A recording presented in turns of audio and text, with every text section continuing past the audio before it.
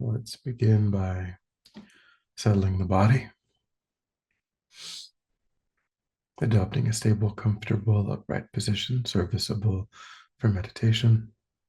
So think about keeping our feet flat and our back straight, torso open, hands in the lap right over left with the palms upturned and the thumbs gently touching. Our eyes are gently closed or slightly open, making sure we let in enough light to remain alert. Try to maintain an awareness of not slouching, not leaning. Also let go of any unnecessary tension or rigidity in the body, relaxing into a stable, comfortable, upright position. So allowing the body to fall into place.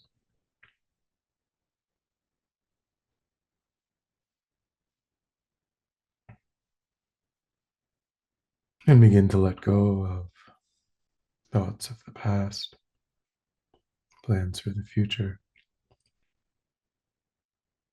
letting go of your environment, allowing sights and sounds to be as they are. No need to investigate. Constraining your awareness just to the body and mind.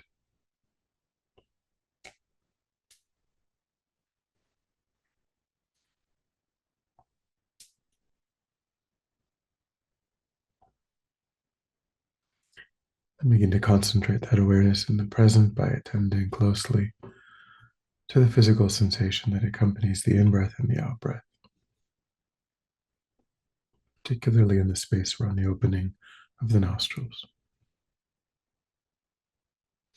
Breathing naturally and normally, and just attending to whatever sensations are naturally present. Giving yourself the instruction to notice quickly when anything other than that one physical sensation is arising in the mind. And then without judgment or frustration, to lift your awareness up from those distractions and to place it gently but firmly again and again on the breath.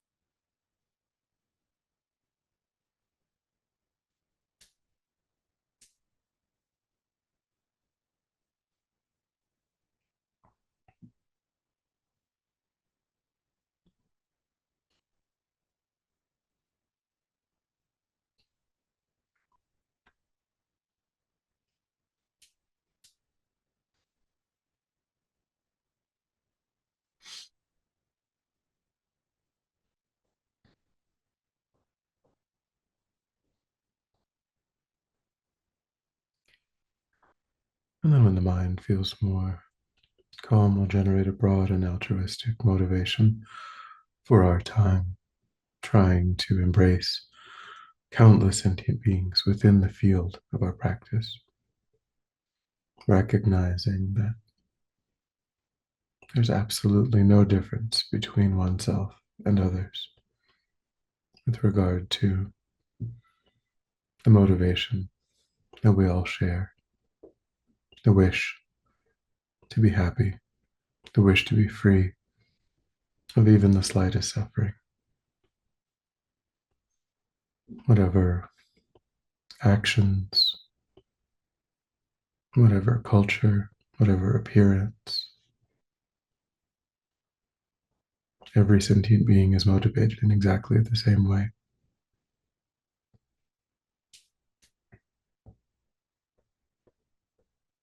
And yet, every sentient being is in the same condition of meeting with difficulties, obstacles again and again, without choice.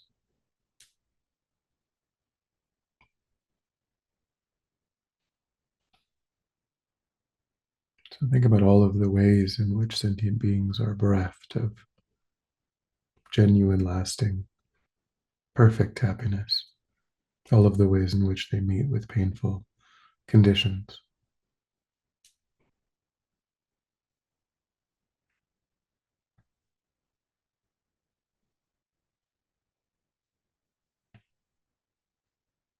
And think now is the time, having all of the necessary inner and outer conditions oneself, to develop the mind,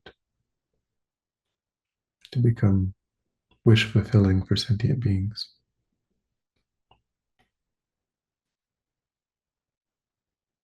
Now is the time to work, not only for my benefit, but also and primarily for the benefit of others.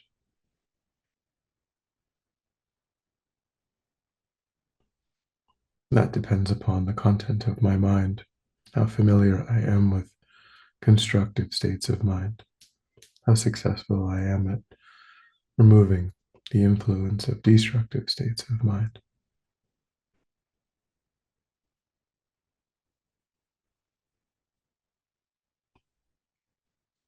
To engage in this practice for the purpose of that inner transformation in order to be of greater benefit to sentient beings.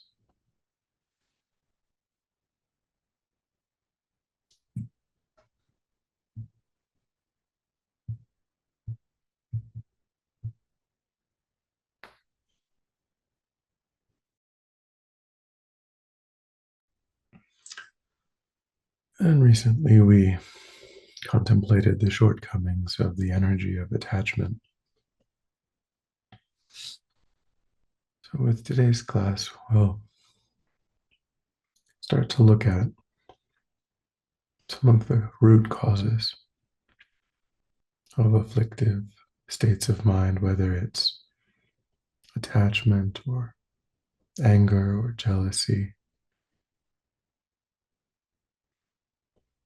whatever afflicted states there might be, there are internal causes and conditions.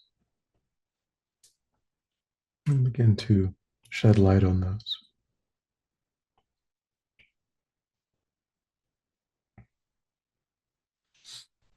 I'm going through several over 2 or 3 sessions, the first of which are the predispositions in the mind itself. So we can think in this moment, anger may not be arising in my mind, attachment may not be arising in my mind, or jealousy or malice, envy.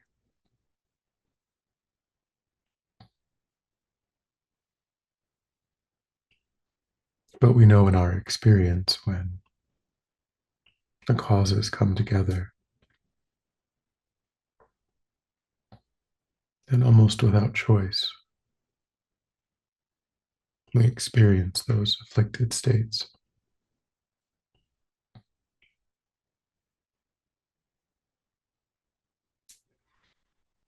We have these dormant predispositions, tendencies in the mind due to past habituation.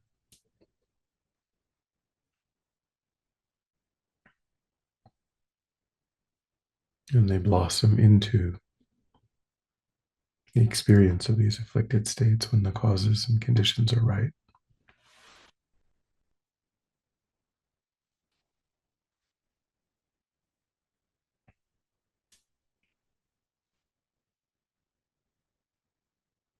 So recognize that as long as I myself am under the influence of particularly fundamental ignorance, a misunderstanding of the nature of self, the nature of other,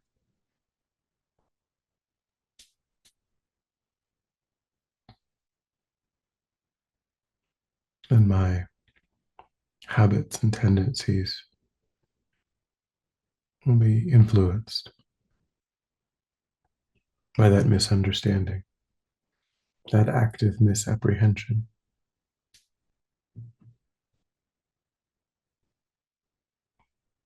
And under the right conditions, the afflictions will arise again and again.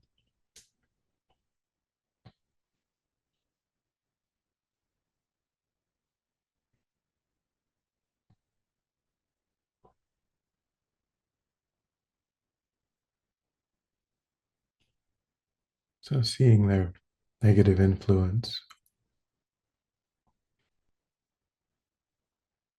generate the wish to be free,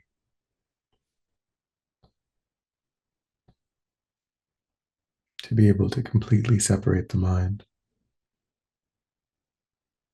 from all of these agitating, disturbing states, seeing that they rob you yourself of your peace of mind. And they're at the root of why we engage in actions that harm others.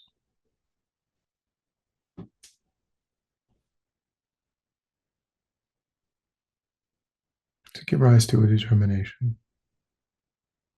to overcome all of the afflictions, which can happen all at once when the mind eliminates ignorance.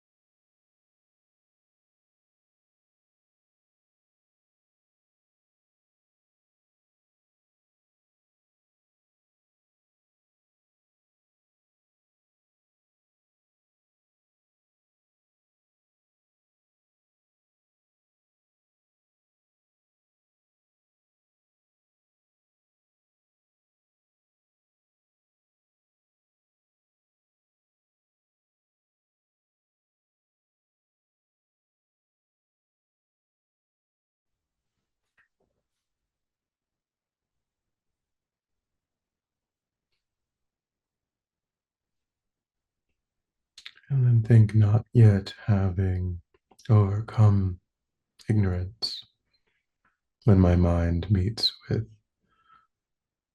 objects, people, circumstances that I myself enjoy, that I find pleasant, and I attend only to those pleasant aspects, and I feel as though the objects, situations, people are in the nature of happiness. And similarly, when I meet with things I dislike, objects, people, situations, I attend only to that which I dislike. And I feel as though those people, those objects, those situations are in the nature of pain. And this gives rise to strong attachment for that which I find pleasant and strong aversion for that which I find unpleasant.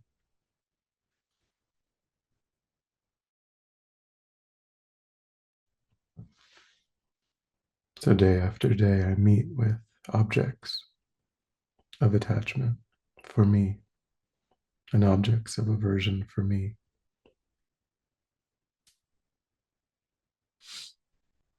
In meeting with these powerful objects, afflictive states of mind are triggered, not because of the object itself, but because of my misapprehension of it.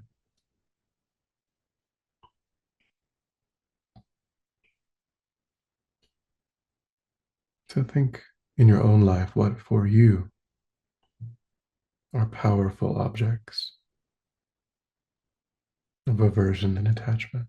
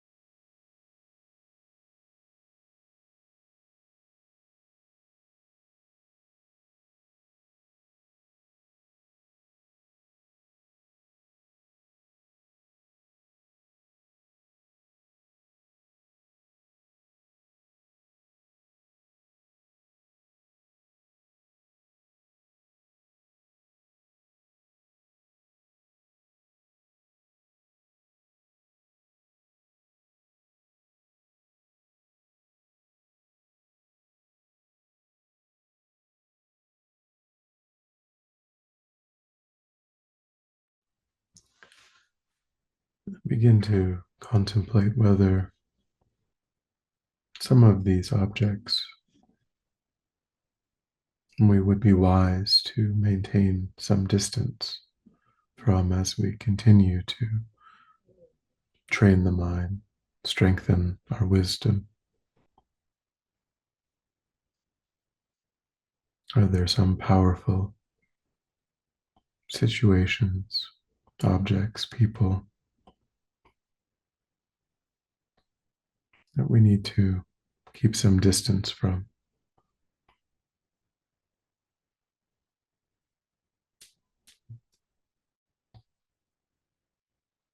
to put some boundaries in place?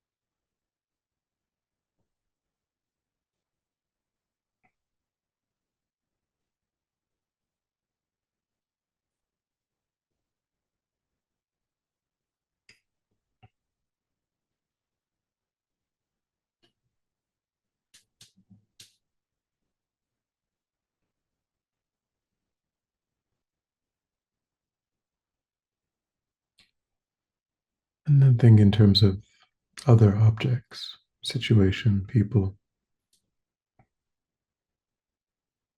that I will still be regularly coming into contact with. How can I relate more holistically, more realistically? How can I see the bigger picture?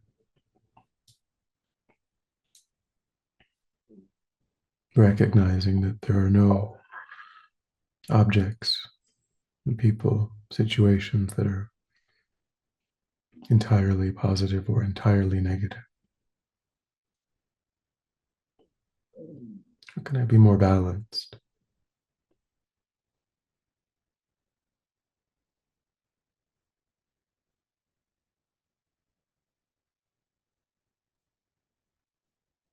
And think of strategies that might work in your life, in your own life,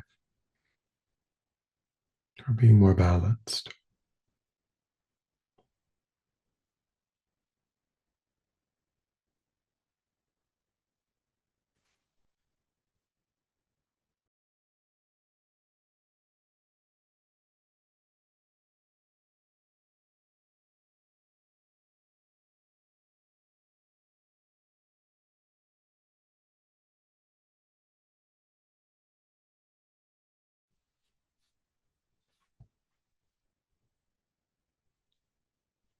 Think of ways of arguing against the voice that says that things that you find pleasant have the power to make you happy, and things that you find unpleasant have the power to make you unhappy. To see that as false.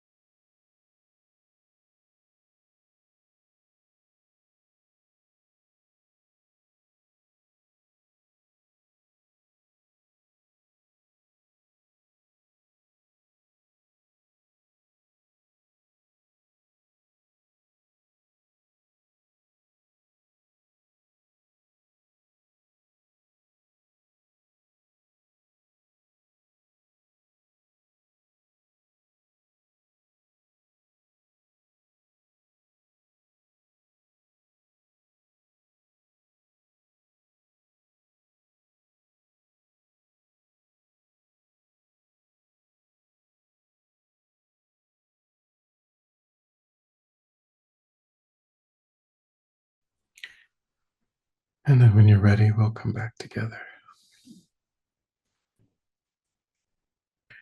and we'll dedicate.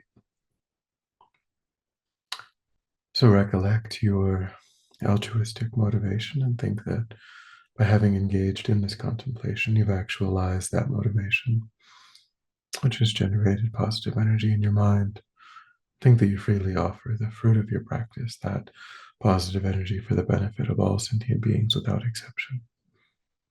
Thinking strongly when this positive energy ripens, may it serve as a cause and condition to eliminate war and conflict, poverty, famine, disease, disasters, all painful inner and outer conditions. May it fully ripen the minds of all sentient beings. May they quickly meet perfect teachers and arise in the state of full enlightenment.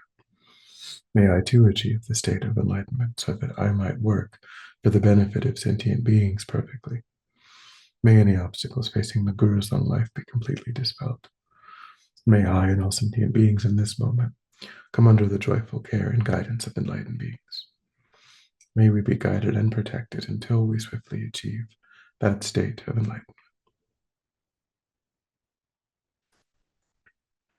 Thank you.